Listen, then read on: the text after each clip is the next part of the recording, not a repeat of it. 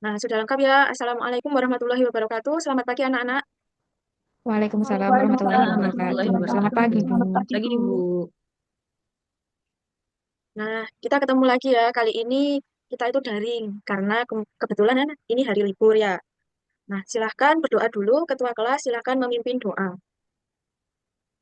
Baik, Ibu. Sebelum memulai pelajaran kimia hari ini, mari kita terlebih dahulu berdoa. Berdoa mulai. Berdoa selesai.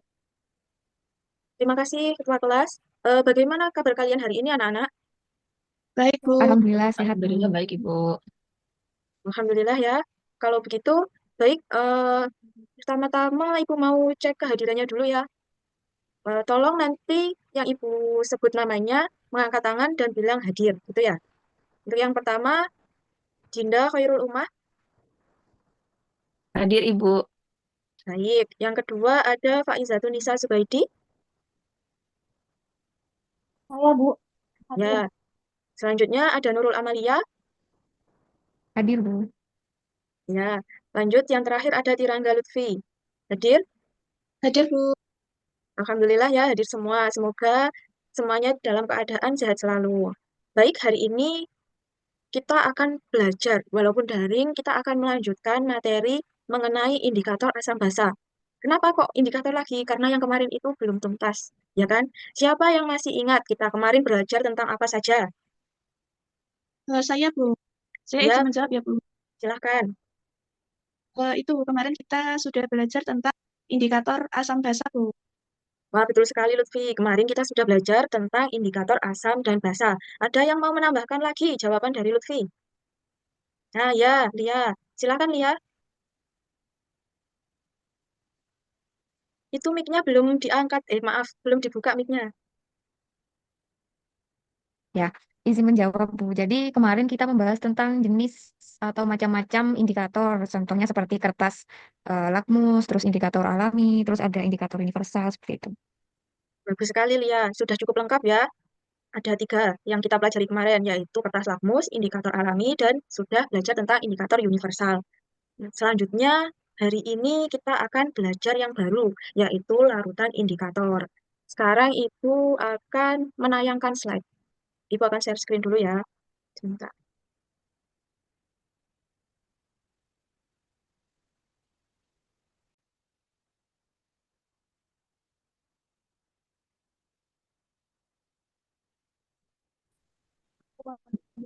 Halo, halo, halo.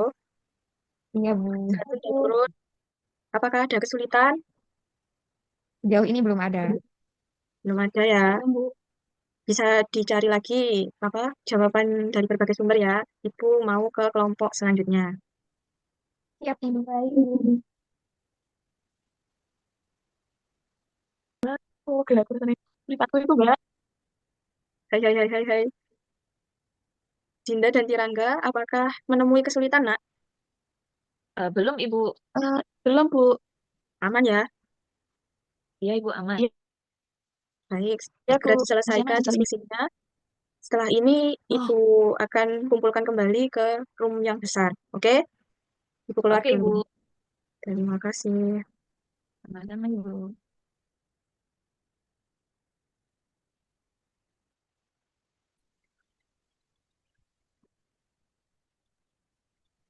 Sudah kembali semua ya ini?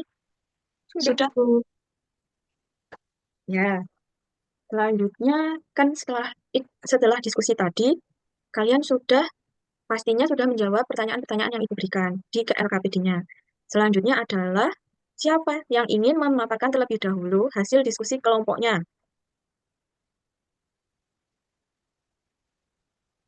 Saya, Ibu. Kelompok 2. Ya, silahkan. Sebentar. Ini mau share screen kah? Iya, Ibu. Mohon izin Baik, share screen, Ibu. baik. Akan share screen ya. Yang kemarin kita pelajari ada di kertas lakmus, indikator alami, indikator universal, dan larutan ini. Kita akan belajar selanjutnya tentang larutan indikator. Nah, untuk hari ini, adakah yang bisa membantu Ibu membacakan tujuan pembelajarannya? Saya mau, Ibu. Ya, silahkan Dinda. Ya, eh, tujuan pembelajaran hari ini, setelah mengikuti kegiatan pembelajaran ini, berdasarkan fenomena dalam kehidupan sehari-hari, peserta didik diharapkan mampu, satu, mengidentifikasi larutan yang bersifat asam dan basa dengan indikator dengan tepat dan benalar kritis. Nomor dua, memperkirakan pH suatu larutan berdasarkan trayek pH beberapa indikator dengan tepat dan mandiri. Baik, terima kasih Dinda. Jadi ini adalah tujuan pembelajaran kita hari ini ya anak-anak. Nah, ini kemarin Ibu mau mereview ulang tentang indikator alami. Nah, kemarin itu kita sudah belajar tentang indikator alami kan. Contohnya, salah satunya itu adalah penggunaan kunyit pada tahu kuning. Tahu kuning itu adalah salah satu makanan khas yang berasal dari kota Kediri. Nah, tahu kuning itu warna kuningnya sendiri melalui perendaman air kunyit. Jadi ketika tahu kuning itu direndam di dalam air kunyit, maka ketika dites menggunakan indikator, maka warnanya ketika itu menggunakan kunyit asli akan berubah warna. Namun ketika warnanya itu berasal dari warna sintetis, kita kemarin sudah belajar bahwa warnanya tidak akan berubah, ya kan ya? Itu yang pertama. Untuk yang kedua, kalian tahu nggak ini apa? Jajanan apa? Ada yang tahu? Nah, di sini itu ada kue mendut kalau di daerah Ibu atau koci-koci, itu ya. Nah, mendut ini kalau di gambar ini kan warnanya kurang terang ya atau kurang bagus. Itu biasanya berasal dari bahan pewarna alami yang ketika nanti dites menggunakan larutan indikator akan berubah warna seperti itu. Selanjutnya, nah ini dia. Warna alami pada tahu kuning adalah kunyit dan pewarna alami pada mendut atau kue koci-koci adalah daun suji. Nah, keduanya ini pandan. Jadi, tapi walaupun semuanya pandan itu ada beda. Kemarin Ibu belum menunjukkan perbedaan antara pandan suci dan pandan wangi kan ketika pembelajaran. Sekarang Ibu tunjukkan. Kalau suci daunnya kecil-kecil, kalau pandan wangi itu panjang-panjang dan Panjang. harum. Nah, selanjutnya, baiklah anak-anak, kita akan mulai belajar hari ini untuk masuk ke dalam pemahaman larutan indikator.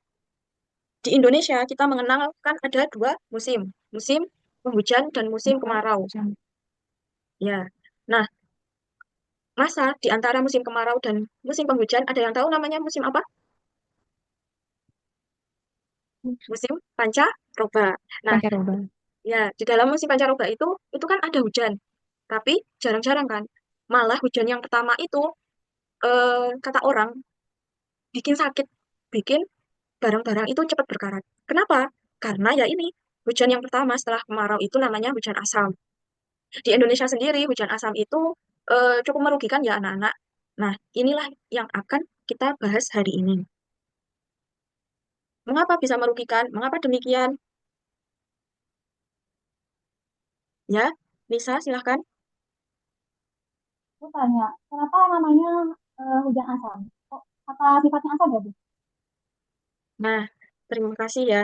Nisa sudah mulai membuka ini materi kita hari ini. Kali ini kita coba akan mengidentifikasi ya, apakah benar sifat hujan asam adalah asam dan mengapa hujan asam itu berbahaya bagi kehidupan makhluk hidup. Dari fenomena ini, dari fenomena hujan asam, kita juga akan belajar manfaat dari larutan indikator terhadap identifikasi larutan asam basa dengan bernalar kritis. Nah, Ibu sudah mengirimkan LKPD ya dan bahan ajar melalui grup WA. Silakan di-download dulu anak-anak, karena setelah ini Ibu akan membagi kalian menjadi dua kelompok. Nah, kelompok pertama itu berisi Pak Izatunisa dan Nurul Amalia, dan kelompok kedua berisi Dinda dan Tirangga.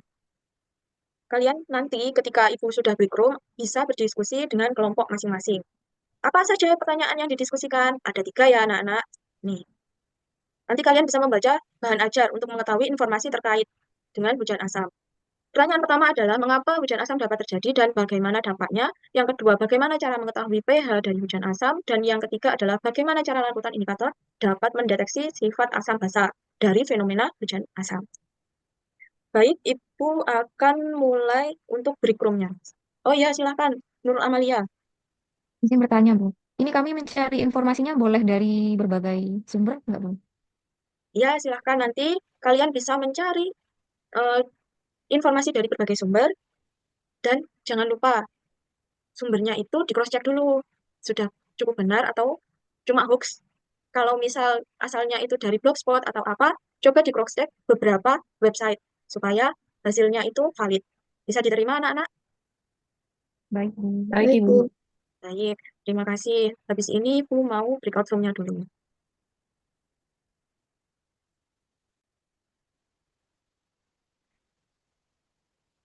Silahkan bergantian Dinda dan Lutfi ya kelompoknya. Silahkan bergantian untuk menjawab pertanyaan-pertanyaan yang ada. Oke, siap, Ibu. Eh, Sebelumnya, Assalamualaikum warahmatullahi wabarakatuh. Waalaikumsalam Waalaikumsalam warahmatullahi warahmatullahi wabarakatuh. wabarakatuh. Izinkan kami dari kelompok 2 yang beranggotakan saya, Dinda Hairul Umah, dan rekan saya, Tirangga Lutfi Prasasti, untuk mempresentasikan hasil dari diskusi kelompok kami. Untuk yang akan kami presentasikan adalah jawaban dari permasalahan hujan asam. Yang pertama, mengapa hujan asam dapat terjadi? Bagaimana dampaknya? Dari hasil diskusi kelompok kami menjawab hujan asam disebabkan oleh pencemaran udara yang bisa dipicu oleh aktivitas manusia maupun alam. Secara umum, fenomena ini disebabkan oleh tingginya konsentrasi sulfur dioksida, SO2, dan nitrogen oksida atau NOx di udara. Kedua senyawa tersebut kemudian bereaksi dengan air, oksigen, dan bahan kimia lainnya untuk membentuk larutan sulfurik dan asam nitrat. Tanpa disadari, limbah kimia yang dihasilkan ini telah mengubah campuran gas pada lapisan atmosfer dan menyebabkan terjadinya hujan asam. Kemudian, dampak hujan asam adalah hujan asam dapat menyebabkan berbagai masalah. Tak hanya berdampak pada kesehatan, fenomena alam ini juga mempengaruhi lingkungan seperti kerusakan hutan, kerusakan bangunan, dan terganggunya ekosistem perairan. Selanjutnya, untuk pertanyaan kedua, berapa nilai pH dari hujan asam dan bagaimana cara mengetahuinya? Diskusi kelompok kami menjawab hujan asam karena namanya asam memiliki nilai pH di bawah angka 5. Padahal idealnya pH air hujan berkisar dari 5 sampai 6. Semakin asam sifat suatu zat, dampaknya akan semakin merusak. Untuk cara mengidentifikasi besar pH-nya adalah dapat diketahui dengan menggunakan indikator asam basa, yaitu kertas lakmus, indikator alami, indikator universal, dan digital, serta larutan indikator.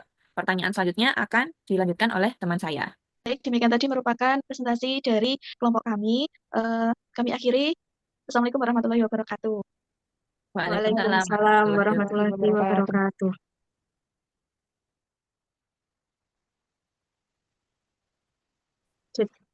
Baik, nah, baik anak-anak, pemaparan dari kelompok 2 tadi sudah sangat lengkap ya. Dari kelompok lain, apakah ada yang ditanyakan? Ya, silakan, Faiza Tunisa. Aku izin bertanya. Berarti eh, hujan asam itu kalau di tes sama lakmus nanti warnanya akan berubah ya Bu? Ya, kalau dites menggunakan kertas lakmus, hujan asam itu atau hujan pertama kali itu akan memerahkan lakmus biru. Jadi yang warna merah tetap merah, tapi yang warna biru akan berubah menjadi merah, menandakan kalau dia itu sifatnya asam. Selanjutnya ada yang ditanyakan lagi? Saya, Bu. Ya, silakan, Tirangga.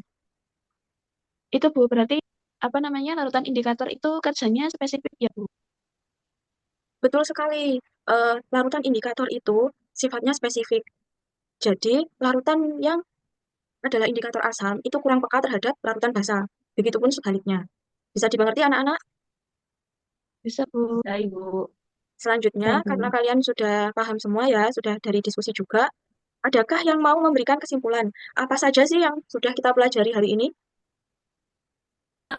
Saya, Ibu. Ya, silakan Dinda. Baik, untuk kesimpulan hari ini, selain indikator alami, indikator universal, dan kertas lakmus, kita juga dapat mengidentifikasi sifat asam basa dengan menggunakan larutan indikator. Ya, betul sekali Dinda. Apa saja yang kalian ketahui tentang larutan indikator? Nisa mau menjawab, silakan. Jenisnya banyak Bu. Contohnya, Kunyit, boleh. Tapi itu kan indikator alami ya. Untuk larutan indikator ada PP, ya kan? PP, lalu benar. metil jingga, seperti itu. Jadi, untuk jenis-jenisnya, larutan indikator ada banyak anak-anak. Menyesuaikan dengan trayeknya atau skalanya. Ada bromtimol biru, metil jingga, metil merah, dan fenolftalein. Tapi masih banyak lagi. Seperti itu. Ada yang masih ingin menambahkan? Silakan. Saya, Ya, Bu. Nurul Amalia, silakan. Ya, kalau indikator yang spesifik terhadap larutan basa itu kurang peka terhadap larutan yang sifatnya asam. Kebalikannya, kalau indikator yang spesifik terhadap larutan sifatnya asam, dia tidak akan peka terhadap larutan yang sifatnya basa. Menyambung dari jawaban dari Nurul Amalia, ada yang bisa memberikan contoh? Saya, Bu. Ya, silahkan. Tirangga Lutfi. Eh, untuk contohnya, larutan indikator PP, Bu. Jadi, larutan indikator PP atau fenolftalen itu peka terhadap basa. Nah, jika dia diteteskan pada larutan basa seperti air sabun, maka dia akan berubah warna menjadi merah. Namun, jika diteteskan ke larutan yang asam, dia tidak berwarna. Nah, betul sekali ya Lutfi. Jadi larutan indikator itu mempunyai skala pH-nya masing-masing atau yang kita sebut trayek pH. Jadi punya skala seperti itu. Ada rentang tertentu yang disebut trayek itu tadi. Baik, karena pembelajaran kita itu sudah tuntas ya untuk pengenalan larutan indikator. Untuk pertemuan selanjutnya di kelas kita akan membahas cara menghitung trayek pH dari larutan indikator. Nah, itu tadi kan kita udah belajar tentang bromtimol biru punya skala sendiri, MM atau metil merah itu punya skala sendiri, fenolftalein punya skala sendiri. Jadi, kita pertemuan selanjutnya akan menghitung. Kita gunakan papan di kelas, kita hitung. Oke? Tolong jangan lupa kalian pelajari materi ini ya. Ingat, ilmu itu tidak didapat dengan kebetulan ya anak-anak. Kita harus semangat untuk mencari, menyimak dengan tekun. Jadi, kalian harus selalu semangat dalam jangan dituntut ilmunya, digapai. Oke? Ya, Bu. Siap, Ibu. Nanti Baik, Bu. kuis akan kita lakukan setelah pembelajaran di kelas. Jadi untuk hari ini kita belajar tentang awalannya dulu gitu. Sekian pembelajaran hari ini. Semoga bermanfaat untuk kita semua. Silahkan ketua kelas untuk memimpin berdoa. Baik, Ibu. Pada teman-teman dan Ibu, mari kita berdoa beragama dan keyakinan masing-masing. Berdoa dimulai. Berdoa selesai. Terima kasih anak-anak karena sudah join ya hari ini dalam keadaan sehat dan bugar semuanya.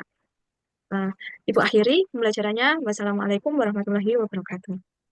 Waalaikumsalam Waalaikumsalam warahmatullahi warahmatullahi wabarakatuh. wabarakatuh. Terima kasih, Terima kasih, Bu Rima. Rima. Terima Terima kasih kasih, Bu. anak-anak. Saya Liv ya. Ya, Ya, Ibu. Ibu.